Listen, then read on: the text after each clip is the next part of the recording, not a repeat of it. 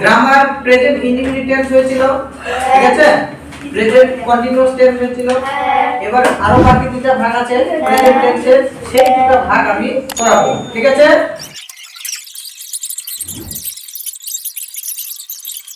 দেখ ভালো করে, সবাই মন দিয়ে দেখ, লিখা থামা। দেখ ভালো করে, আগে কি ছিল? Present indefinite tense. Present indefinite টেন্সে তো কি ছিল? আই ইট রাইস, তাই তো? প্রেজেন্ট ইনডিফিনিট টেন্সে প্রেজেন্ট, এটা হচ্ছে present indefinite tense. Present continuous টেন্সে কি রয়েছে? আই অ্যাম, ইটটা কি ছিল? ইটিং, তাই না? Eating rice. এখানে দেখ, এটা হচ্ছে present perfect tense. Present perfect টেন্সে কি হয়েছে? দেখ, আই তো আয়ে ছিল, ঠিক আছে? আই আয়ে ছিল। দেখ, আয়ের পর কি লেখা হয়েছে? আয়ের পর হ্যাভ, হ্যাভ অথবা হ্যাজ, দেখতে পাচ্ছো? সাবজেক্ট প্লাস হ্যাভ অথবা হ্যাজ, তাহলে আয়ের পর হ্যাভ হলো। তারপর কি আছে? ইট ছিল, ইটটা কি হয়ে গেছে? ইটেন। এই যে তিন নম্বরটা ভার্ব 1, ভার্ব 2 আর ভার্ব 3, তাহলে ইট, এই যে দেখো, ইট এট ইটেন হলো। তো এখানে কি হবে? সব সময় 3 নাম্বারটা হবে E A T E N, eaten rice, R I C E, rice.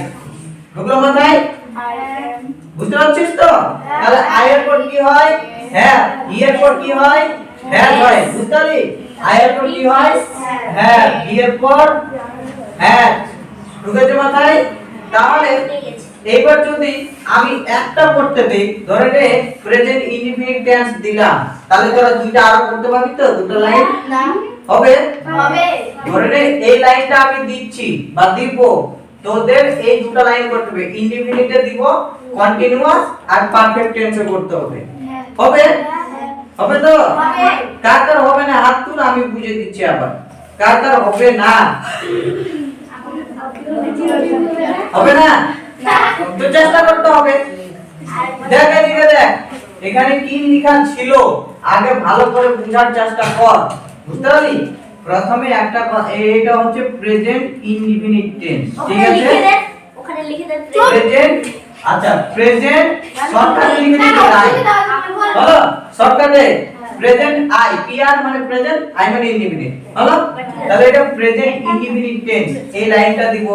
Present continuous টেন্সে তোদের করে দেখাতে হবে, এদিকে করে দিচ্ছি, পি আর সি, হলো? Present continuous tense. আরেকটা হচ্ছে present perfect tense.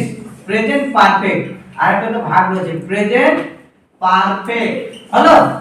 Present perfect tense. দেখ, আগে কি ছিল? আই ইট রাইস, এটা হচ্ছে প্রেজেন্ট ইনডিফিনিট টেন্স, আমি ভাত খাই, তাই না? তারপর দেখো, আয়ের পর কি হয়েছে? সূত্রটা দেখবি, এম ইজ আর দেওয়া ছিল না? ভালো করে দেখবি প্রেজেন্ট কন্টিনিউয়াস টেন্সে আয়ের পর এম হয়, বলেছিলাম। এখানে দেখ, ইট লেখা আছে, ইটের সাথে আইএনজি যুক্ত হয়েছে, আই এন জি, দেখতে পাচ্ছিস? তার সঙ্গে কি আছে? রাইস আছে না? তাহলে আই ইট রাইসটা হয়ে গেছে আই অ্যাম ইটিং রাইস, এটা হচ্ছে প্রেজেন্ট কন্টিনিউয়াস টেন্স, হলো? এবার প্রেজেন্ট পারফেক্ট টেন্সে কি আছে? আই তো আই ছিল, অ্যাম ইজ আর এর বদলে কি হবে? দেখ, হ্যাভ অথবা হ্যাজ। আই এর পর সব সময় কি হয়? হ্যাভ হয়। তাহলে আই হ্যাভ ইটিংটা, এই যে দেখো, v1 v2 আর v3, তাহলে ইটটা কি হচ্ছে? ইটেন, ইট এট ইটেন। তাহলে এখানে ইটটা কি হয়ে গেল? ইটেন, রাইসটা রাইসে বসে গেল, হলো? এটা হচ্ছে সাবজেক্ট, এটা হচ্ছে ভার্ব, আর এটা হচ্ছে অবজেক্ট।